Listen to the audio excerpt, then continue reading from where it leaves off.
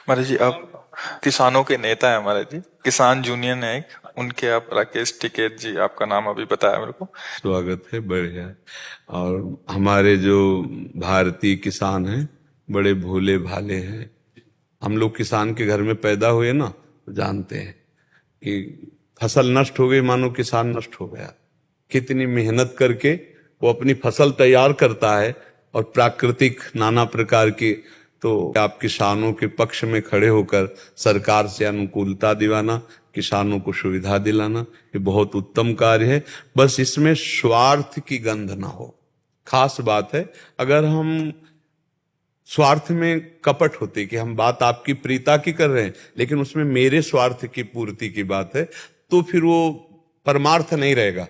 और अगर हम परमार्थ का भाव दूसरे के हित के लिए अपने प्राणों की भी बाजी लगा देते हैं, तो इस लोक और परलोक में सब जगह मंगल होगा।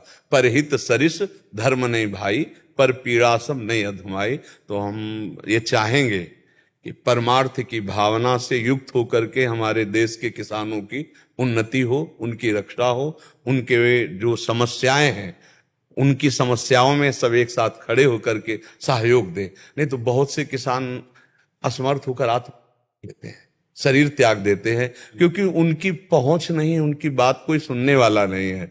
4 बीघा खेती उसी से तैयार किया, फसल नष्ट हो गई, तो अब वो सोचते हैं कि मेरे जीवन का अगर 4 सपोर्ट देने वाले हैं तो फिर आगामी वो उत्साह से युक्त हो जाएंगे। और अगर किसान को सपोर्ट न मिले तो पूरे हर व्यक्ति के तुम रुपया नहीं खाओगे, खाओगे तो अन्न ही ना। हम कह रहे 50 लाख रुपया महीना कमाते तो रुपया खाओगे, खाओगे दाल रोटी, और दाल रोटी पैदा करता किसान।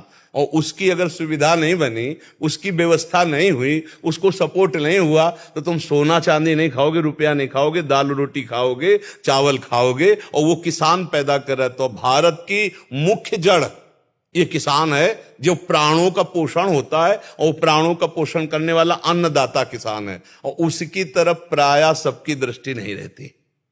तो बहुत उत्तम है कि आप लोग निस्वार्थ भाव से आगे बढ़कर किसानों को जागृत करें, उनका आत्म उत्साह प्रबल करें, वो कभी ऐसी परिस्थितियों में अपने शरीर को न नष्ट करें, एक दूसरे का सहयोग करके उनको पुष्ट किया जाए। क्योंकि अगर संसार में सही पूछो तो भगवान के बाद दूसरा अन्नदाता किसान ही है, जो रात रात भर गेहूं में पानी लगाता है, ठंडी में जब कोई रजाई से नहीं निकलता, और वो गेहूं कम पैसे में बिक करके बड़े बड़े लोग खाते पीते हैं चैन से। और उसका बेचारे का जो हालत होता है कि सिंचाई, खाद, पानी, लड़का बच्चा की पढ़ाई, और उसके बाद भी अगर कहीं प्रकृति विपरीत हो गई तो अन्न का भाव नष्ट। सरसों की फसल तैयार, हम लोग किसान के घर पैदा है, सरसों की फसल तैयार है, कल सुबह कटनी है, शाम के बादल है। अब ऐसे ऐसे प्राण हो रहे हैं कि अगर पानी गिरा और सुबह की जे भी सूर्य किरण निकलेगी, सब सरसों बर्बाद हो जाएगी। हाँ, तो किसान को सपोर्ट देना एक बहुत बड़ी बात है, क्योंकि भगवान के बाद अन्नदाता किसान ही है। चाहे जितने बड़े पद में कोई बैठा हो, वो दालें रोटी खाएगा, वो एक उस किसान की है जो असुविधा से जी रहा है। किसान बड़ा तपस्वी जीवन होता है, बड़ा तपस्वी जीवन।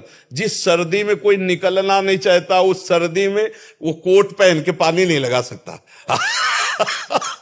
अब तो सुविधा हो गई ट्रैक्टर वाली भाई, नहीं तो पीछे एक फार का हर था, बैल से मतलब 6-6, 8-8 घंटे जुताई होती थी। तो अब तो मान लो 20-25 मिनट में ट्रैक्टर से जोत लिया। ले तो किसानी का जो रंग पूर्व में था बहुत कष्टप्रद, हाँ बहुत कष्टप्रद था।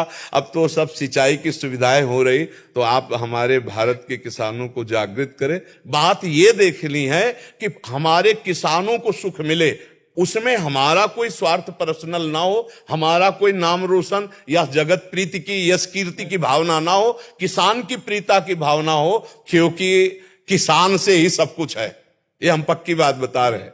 देश जो है गुरु जी, ये ऋषि और कृषि प्रधान देश है। जी जी, बिल्कुल बिल्कुल। इसी परंपरा को अगर छेड़खानी होगी जी, परेशानी आ जाएगी। हाँ बिल्कुल। और कृषि को भी छेड़खानी होती है तो भी यहाँ पे परेशानी आएगी। हम वही तो कह रहे हैं कि आप खाओगे क्या, आप खाओगे क्या। हाँ, तो बिल्कुल हमारे किसानों को सुविधाएं मिलनी चाहिए, क्योंकि उसको बहुत जरूरतें हैं। अन्य जगह तो बहुत प्रॉफिटें हो सकती, लेकिन किसान के लिए केवल उतनी प्रॉफिट है। और उसके परिवार में जो जन्मा वही जानता है किसान का दर्द क्या होता है। किसान का दर्द किसान ही जानता है, बाहरी नहीं जानेगा। तो आप लोग इस विषय में सुदृढ़ रहें और आपको उत्साह पूर्वक रहिए। लाओ दुपट्टा लाओ, सबको दुपट्टा पहनाओ, प्रसाद लाओ। आप हमारे समाज की सेवा में स्वस्थ होकर लगे रहिए।